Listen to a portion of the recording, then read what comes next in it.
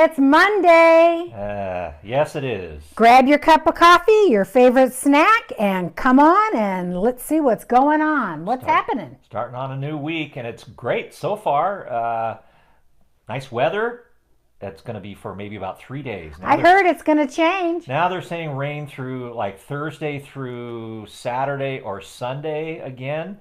So enjoy the dry weather while it's here. My bones can tell it's going to change. And the cold weather has been with us. Yep. Been down in the low 30s. It has. Night a few times lately. Isn't it crazy how it can be like 30s and then all of a sudden by 1:30, 2 o'clock it's like 76? That always kind of throws me for a loop. Well, I think that's one of the good things about living in California. We hear a lot about the bad things about living in California, but the weather usually isn't one of them. So is that to say stay in your bed till 1:30 or 2 o'clock and then come out and play? Well, that could be your rule, but I try not to be. I used to be more of a morning person. Nah, I got to get up and get going. Hey, I got too much going We're on. here in the morning That's welcoming right. you. So we want to remind you again, if the weather gets bad, remember Menifee, dirt roads, places that flood, be careful. Unfortunately, yesterday, Sunday morning, we had a fatal traffic accident, even in the dry weather. And apparently, according to the sheriff's department, it was because of drinking and driving and also somebody not wearing their seatbelt.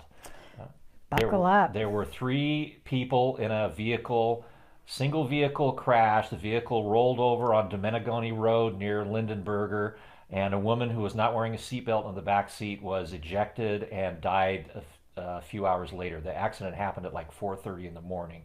So just a reminder again. Really please, sorry to hear that. don't drink and drive. We don't know all the circumstances of this. We're just going off what the sheriff's department says, but be careful. If you're out at 4:30 in the morning, there's got to be a good reason for it, and just be extra careful. Wear your seatbelt.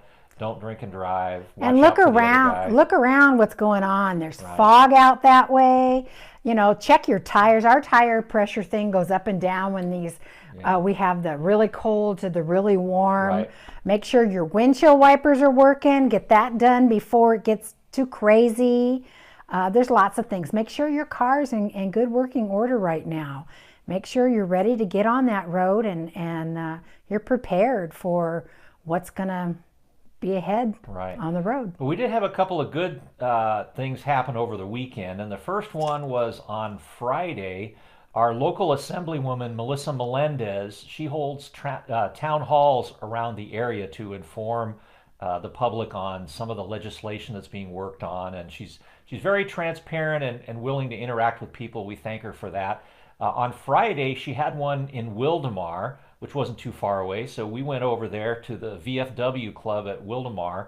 And basically, the reason that we wanted to go was because some Menifee residents were being honored by Melissa. She gives out what she calls the Power to the People Award, which is for local residents who, through their volunteer efforts, have contributed to the community.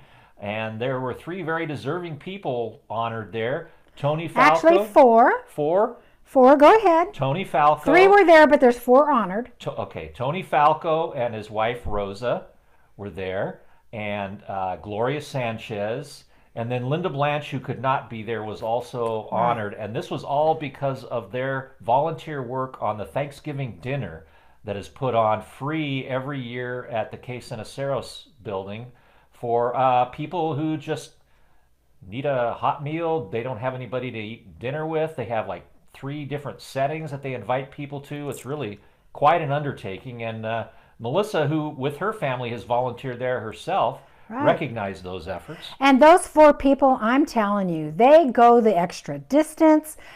Tony and his family jump in and they help with the food. And they bring their kids and family over. And Gloria gets her she handles the volunteer effort, and Linda comes in with the faith inner council or all that, and everybody jumps in together. You know, volunteerism is such a wonderful thing. As Tony pointed out, you're the one that gains from doing the volunteer work in the city, and he just has such a great testament to that, and we wanted to throw them kudos, all 4 of them, for everything they do in our city. And we have a little video clip from the event where you can hear them address the crowd as well as Melissa. So let's take a look at that. But it's a small token of appreciation, I realize that, but I still think that what you have done, your commitment, it certainly merits your acknowledgement here today in front of all your neighbors, all your Canadian neighbors. So with that, let's give a big round of applause.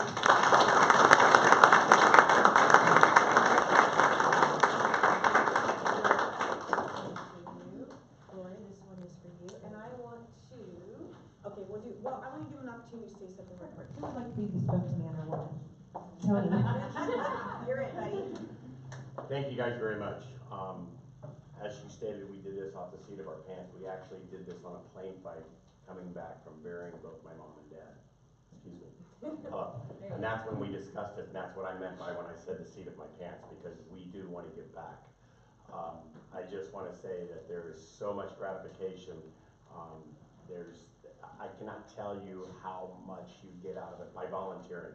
So if you've never volunteered for something like that, I beg you to try it, because when you're done at the end of the day, I think you'll find that it was you that was receiving, not giving. But that's just my personal opinion, and I want to give all the credit not only to my wife for dealing with me, but also for Gloria. She's done so much work behind the scenes, and I'm just very grateful for all of them.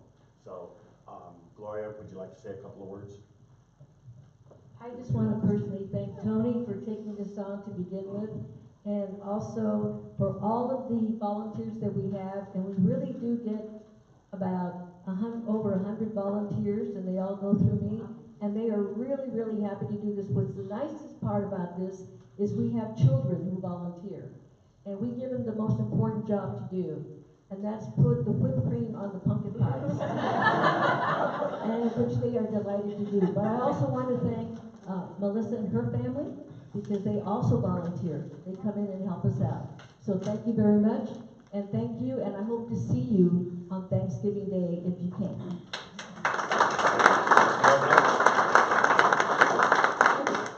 I'm just going to say thank you to Gloria, because she's the one to do almost all the work. She really does. Thank you. Okay, we're going to do a picture.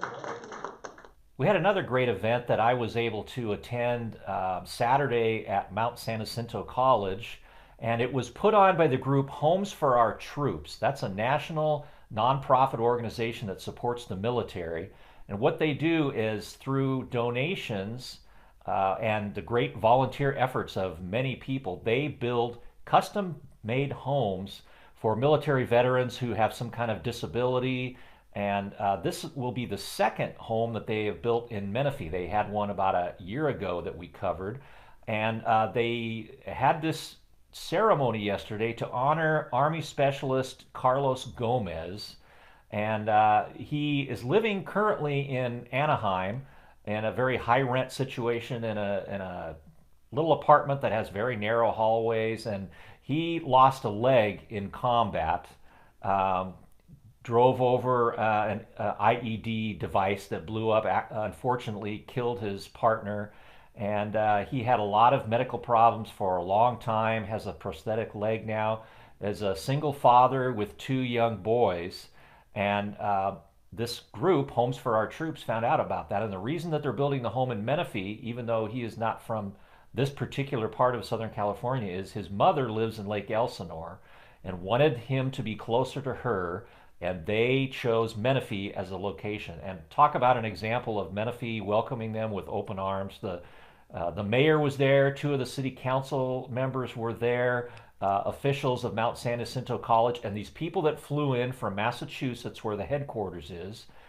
put on this program. They had a great welcoming party for him as he was driven up with an escort, and we had some really heartfelt things said about that. So we want you to take a look at that video as well.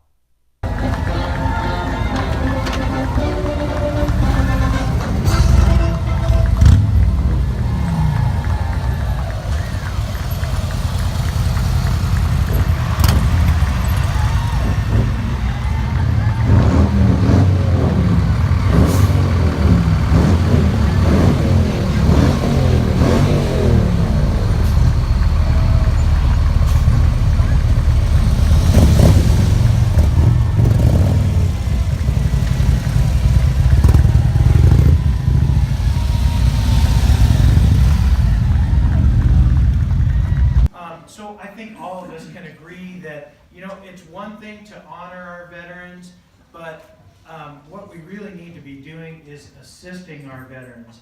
And it's the least we can do. And so today, this thing that we're doing, all of the efforts that went into this, boy, this is exactly what we really should be doing for all of those folks who have put their lives on the line for our freedom. So I want to encourage that the most we can. And for a lot of years,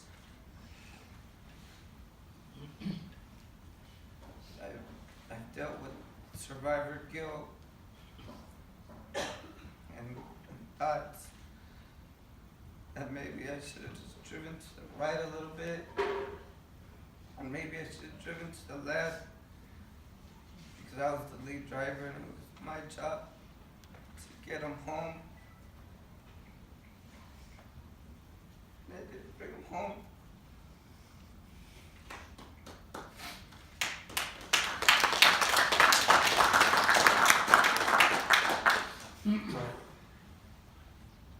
But somehow I made it back. And me and my sergeant were right next to each other. And he died to save my life so I could grow up, still be here for my boys. And I love what I do, and I love still working for the Army, even though I'm not active anymore, but you know, at least I'm still showing up to a place where military members are walking around. You know, I just want to let you know that I really appreciate you as a friend and everything you have done for me. That, you know, I'm always here for you, and I appreciate you guys. Thank you.